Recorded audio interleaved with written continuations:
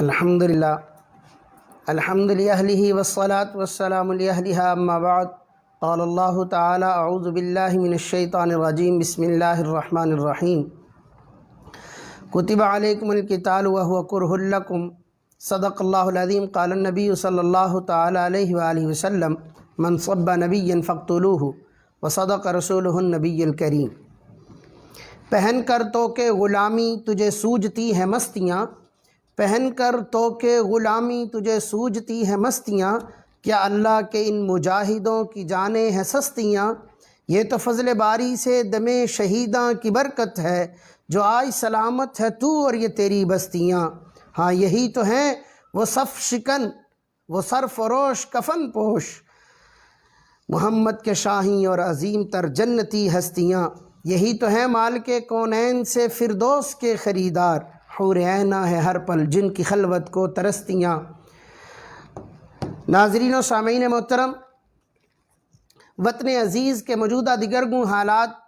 سلاطین وقت کی نااہلی اور بے حسی کے منہ بولتے ثبوت ہیں، اور ٹی ایل پی کے نہتے کارکنان پہ حملہ کرنا، 20 نوجوانوں کو کشت و خون میں نہلانا اور درجنوں کو شہید کرنا واضح حکومتی دہشت گردی ہے۔ ہم جمعیت علماء اسلام سی جی کوٹ عبد المالک کے ذمہ داران شہدائے ناموس رسالت کو تہ دل سے خراج تحسین پیش کرتے ہیں اور ان کے لیے مغفرت کے لیے دعا گو ہیں۔ اس نزیبہ حکومتی اقتدامات کی بھرپور مذمت کرتے ہیں اور حکومت وقت سے مطالبہ کرتے ہیں کہ وہ اپنی پالیسی واضح کر دے کہ وہ عاشقین مصطفیٰ کے ساتھ ہیں یا شاتمین رسول فرانسیسی کتوں کے ساتھ ہیں، اور ہم مطالبہ کرتے ہیں کہ فی الفور فرانسیسی سفیر کو ملک بدر کیا جائے، وگرنہ ہم سیل رواں لے کر کے ٹی ایل پی کے ہمراہ اسلام آباد آ رہے ہیں، سلیکٹڈ حکومت کی تدفین کے بعد ہی واپسی کریں گے انشاءاللہ، اور ہم اسی عزم صمیم کے ساتھ آئیں گے کہ تاجدار ختم نبوت کے ناموس کی حفاظت کریں گے یا پھر شہادت اختیار کریں گے۔ اور یہ مطالبے کے بعد میں واضح طور پر کہنا چاہتا ہوں سلاطین وقت کو، اور بالخصوص اپنے پرائم منسٹر جناب نیازی صاحب اور وزیر داخلہ جناب شیخ رشید صاحب، میں ان کو جناب کہہ کے پکارتا ہوں۔ ان کے لیے مجھے زیادہ جناب سے کوئی مرقع اور مناسب اور موزوں لفظ نہیں ملتا، اس لیے کہ جناب کے ہر لفظ کے اندر 4 حروف ہیں، جیم سے جاہل، نون سے نالائق، الف سے احمق، بے سے بے وقوف۔ یہ 4 حروف جمع کیے جائیں تو جناب موصوف آپ دونوں حضرات بن رہے ہیں۔ آپ نے ہمارے ملک عزیز کو، وطن عزیز کو کن پگڈنڈیوں پہ ڈال دیا ہے کہ ہر طرف جہاں پہ ہمیں مہنگائی اور مہنگائی آسمانوں کو چھوتی ہوئی نظر آتی ہے، وہاں جناب ایجوکیشن کے اعتبار سے استحصال واضح ہو رہا ہے، اور آٹا، چینی، گیس، بجلی وغیرہ کے فقدان سے بھی 2-4 ہیں۔ یہ باتیں تو ایک ثانوی حیثیت رکھتی ہیں، لیکن آپ کا یہ رد عمل عاشقان رسول کے ساتھ، ٹی ایل پی کے نوجوانوں کے ساتھ انتہائی غیر مناسب ہے کہ آپ نے ان کے نہتے کارکنان کو وہ کشت و خون میں نہلا کے رکھ دیا۔